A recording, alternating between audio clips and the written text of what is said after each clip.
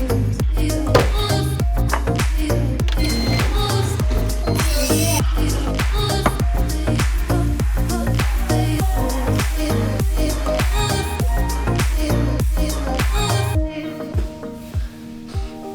everyone, how's it going? Coming at you from the studio today, and in this video I want to talk about my camera upgrade pathway. How did I go from the Canon 7D all those years ago when I was starting out to now owning the R5 with the 24-70 f2.8 RF lens? And I want to tell you how I've gone about it, and the reason why this has sort of come up is because somebody put a comment on one of my videos and said, my last video with the R3, comparing it to the R5, and they said, the R3 is not even out yet. And you know, you're looking at upgrading, what's the deal? And basically that's because that's how I've always done it. And so I guess we could go right back to the start of this story, where it all began for me, and the first camera that I really bought, and that was a Canon 350D. And now I bought that camera from a friend of mine. It was a couple of years old, and I'd actually used it for a few shoots and really enjoyed just using it. This was sort of before the 7D and the 5D Mark II came on the scene. So I picked up that camera just predominantly for photography. I don't even think that camera shot video. So I was just using it for photography. And then the next step came when I wanted to step it up to the 7D. And the 7D was like a revolutionary camera in its day, and a lot of people shot incredible footage on it, and I wanted to move into video.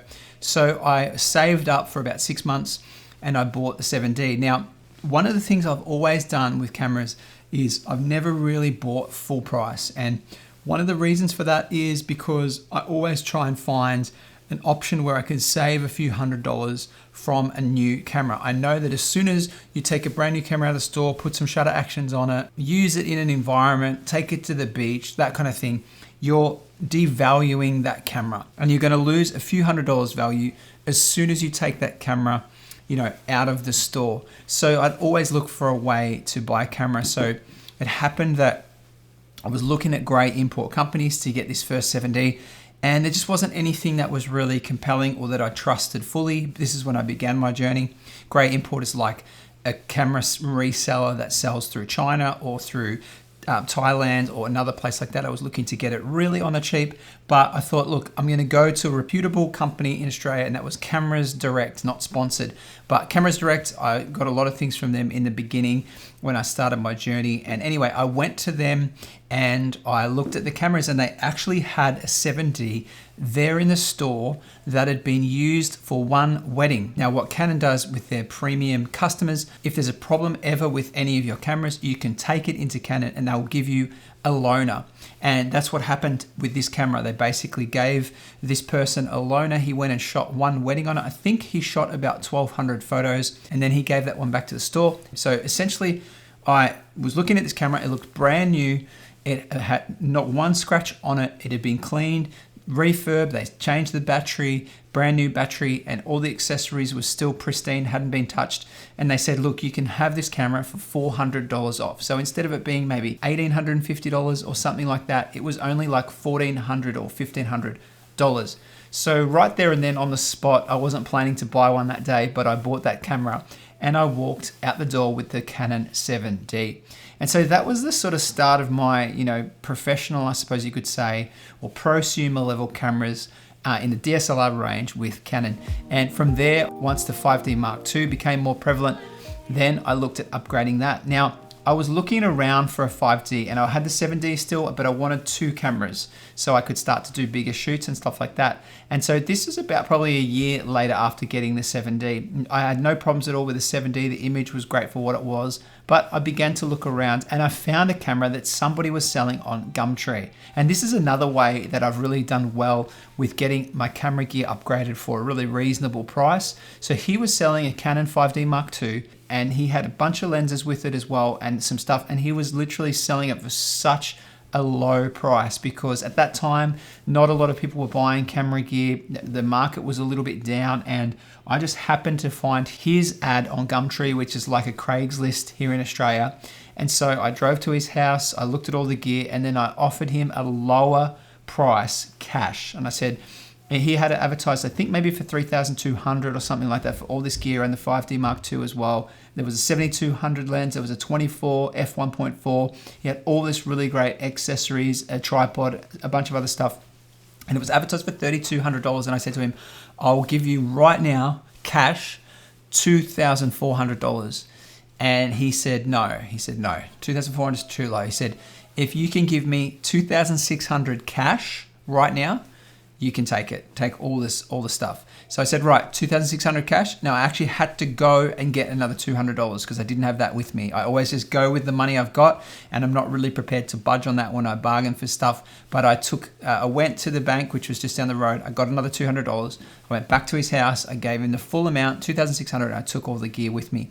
And so at this point, I then had, two cameras, very good cameras at that point in time, for a fraction of the new price. And so I hadn't been stung with taking a brand new camera out of the shop and then, having it devalue straight away as soon as I put shutter actions on the camera. Now, I didn't know how many shutter actions this 5D Mark II had. And what was interesting is the camera was so good. It was in such good condition.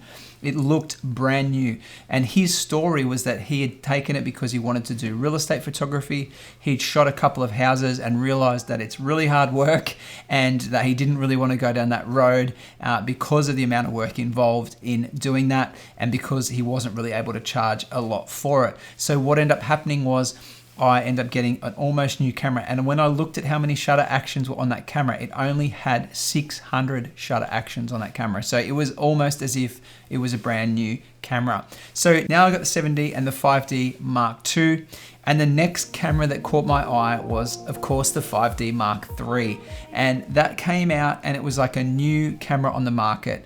And I just knew that I wanted to have that camera. So essentially, already in my upgrade pathway and having these two cameras, I had not paid anywhere near full price for each of these cameras. And I was really doing well in terms of building up my gear, getting some new lenses and stuff. I still own to this day the 7200 that I got with the 5D Mark II and the 24mm f1.4, which I'm shooting on right now. And so I still own those lenses that I got all those years ago for such a bargain. Anyway, so fast forward to the 5D Mark III, and I found an eBay seller who was getting rid of the camera, and it was actually in Sydney. And I called him, phoned him, felt comfortable. He was another creator, so I felt like I could trust that he was going to send it to me. And he sent me the camera, and that had about 1,200 actions on it. He'd used it predominantly for video, and that was an awesome camera. So now I think that was around about $2,600 for that camera body. So it really wasn't super expensive. I think they were about $3,500 retail at the time. So he'd upgraded to something different. I think he'd gone across to Sony. And so I got the 5D Mark III again at a fraction of the price. And then I was able to move on my 7D. And as it turns out, the 7D by that time was very, very old. And so it only got about $500 or $600. But I recouped $600 back for the 7D. So then if we look at the 7D, that means the 7D only cost me, for those 2 years-ish that I had it, around about $1,000. So maybe only even $800 to have that 7D for those 2 years. So that's pretty good going if you think about these upgrades that I was wanting to make. Anyway, so now I had the 5D Mark II and the 5D Mark III. And after shooting on those two cameras for a little while, I realized that the 5D Mark II just wasn't cutting it anymore. The image quality wasn't up to standard. I was then using Magic Lantern on the 5D Mark III. Shout out to anyone who was a Magic Lantern raw DNG shooter. That was me for a little while. And the quality of the image on the 5D Mark II wasn't really on par with the 5D Mark III. And so I had a mismatch on my dual camera shoots. And so I thought, right, I'm going to get another 5D Mark III. At this stage, it was a couple of years later, and they were worth, only about $1,500. So I could have easily picked one up. But a really good deal again caught my eye on the 5D Mark IV. This again was a second-hand private seller who was selling a 5D Mark IV body on Gumtree, which is like Australia's Craigslist. And I found that he was trying to get rid of it really, really cheap because he needed to leave the country. And so, I'd been looking for a couple of months and just seeing what was there, seeing what the prices were, and I knew that this was a really good price. And I actually got the 5D Mark IV, which was again about a $4,000 camera body here in Australia. I got it for $2,600. And that was an awesome bargain. It literally was an incredible bargain for me to get that camera for that price. And so I basically went and got that price and saved myself again. Not only that, that camera I bought for $2,600, I was able to sell that camera for more later on when I sold it for more than what I paid to buy it. So I was able to get that camera really, really cheap, and it didn't cost me a lot to purchase it, and I was able to then sell it later for around about a little bit more, I think, than what I paid for it. Anyway, so it was a distressed sale, they would call it, and the seller was really wanting to get rid of it. So now I've got the 5D2, I've got the 5D3, and the 5D Mark IV. And what happened is I was like ready to sell the 5D Mark II. And my wife was using that at the time, and she actually went to like a rock pool and was doing some photography with her mum at the time, and she slipped and fell into the rock pool, would you believe it? And she went in with the camera, with the 5D Mark II as well, that went into the water. And incredibly, the camera, we got it out of the water, it fell to the bottom, she got it out. It was fully submerged for maybe 30 seconds, 40 seconds. But we got it out, we put it in rice, we did all the right things, and I fully opened that camera up. And I probably got some photos, I'll try and find some photos to put here of that as well. And I opened up the camera and we basically dried out the camera. And I cleaned it with contact cleaner, and we basically put it back together, turned it on, and it worked. The camera still worked after going in the drink. Now, I don't know if Sony users can say that, but that happened on this Canon 5D Mark II. And so I eventually sold the Canon 5D Mark II. Now, I told the buyer, this camera, I'm selling it really, really cheap because it's been in the water, but I still got, I think, $800 or $900 for that body, and it went to a good home, and someone has used it extensively to do video work, and it's been awesome for them. So now I'm left with the Canon 5D Mark III and the 5D Mark IV in my kit. And that was a really, really good kit. And essentially what happened is, again, I got to the point where the 5D Mark III, I, by this stage, stopped using Magic Lantern because it was just too much of a hassle in my new production workflow with my company. It was too much to process the raw images. So I was basically then shooting on the 5D Mark III, and then I was shooting on the 5D Mark IV. But I was shooting a lot more in 4K on the 5D Mark IV. So again, you know the story. What's going to happen is I then wanted to get into mirrorless, and I saw the EOS R come out, and I just thought, this is probably going to be something I don't really need. And I did a few videos on that as well, said I won't be getting the EOS R. And then I went into a store and I got my hands on it and I had to play around with it. And I thought, I need to get an EOS R. Now, I went onto eBay and I found a really good deal again on an EOS R. And I didn't buy it brand new from a store, but I bought it brand new, but it was an online seller, and I'm pretty sure it was a gray import. But at the time, what happened was the seller there was an eBay special, and the seller was giving a lot of money off for you to purchase this camera at this time. They had maybe 15% off or maybe even 18% off. And so I ended up getting like 2 or 3 different discounts, and then an eBay store discount as well. And so I got the camera for a really good price. Again, I think it was under $3,000, and I think the camera retailed at $3,600 when it first came out, and I got it for about $3,000. So essentially, again, I saved myself, $600-700 just getting it from eBay, and it came no problems whatsoever. And I was able to then use that camera with the 4K crop and my 5D Mark IV. But pretty soon I didn't want to have both cameras in my kit, and so I sold both the 5D Mark III and the 5D Mark IV, and I bought another EOS R.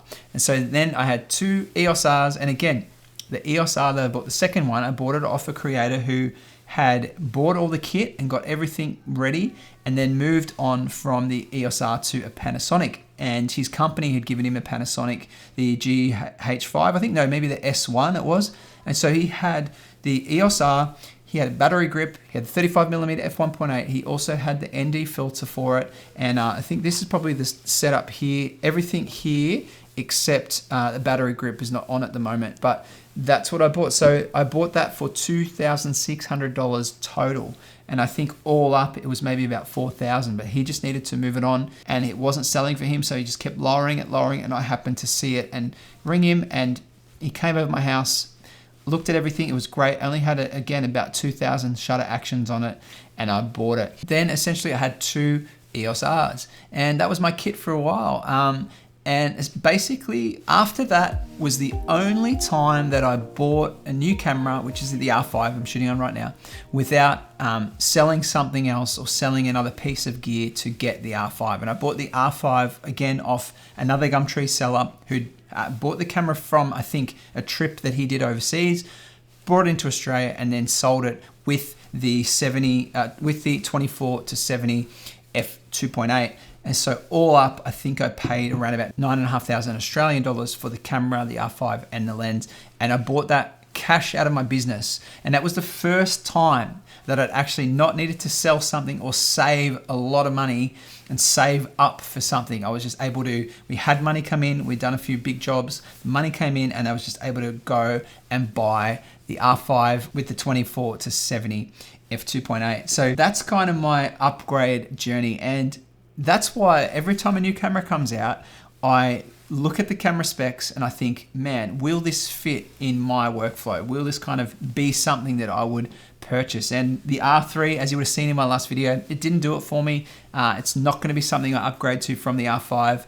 The Blackmagic Pocket Cinema 6K Plus also just wasn't compelling enough because I've got NDs that I run on lenses or a matte box for the 6K, so I don't need the Pro version just yet. The R1 might be what I'm waiting for in terms of that, if it's going to be also a hybrid type, video / photography camera. But that's my story on how I got to have the R5, and it's a long journey. This journey to have all this gear, and not just talking about lenses, but lighting and all this stuff as well, has been quite the journey. It's taken me probably, I'm in my 6th year now of running this business, and I think probably 7 years, maybe even longer, 8 years since I bought the 7D. And so it's been a journey, and I've been blessed to find really good deals and not ever get stitched up or screwed over from buying, a dud camera or the wrong gear.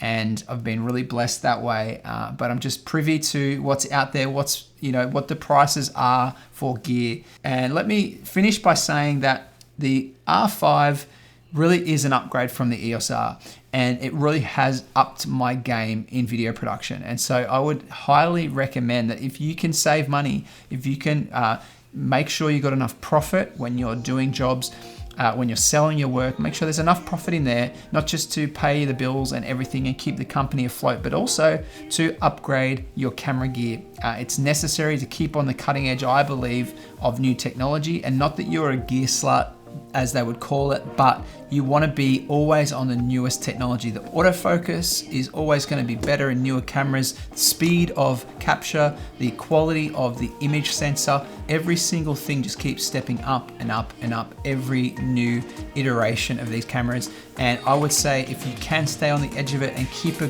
bit of money in the kitty to continue to upgrade your gear, you're going to be doing really well for the long haul. Don't worry where you see videos that say gear doesn't matter. Just keep on keeping on and never stop creating. All right, well, that's all for me in this video. And if you haven't subscribed to me yet, make sure you hit the subscribe button and hit the thumbs up if you got some value from this video.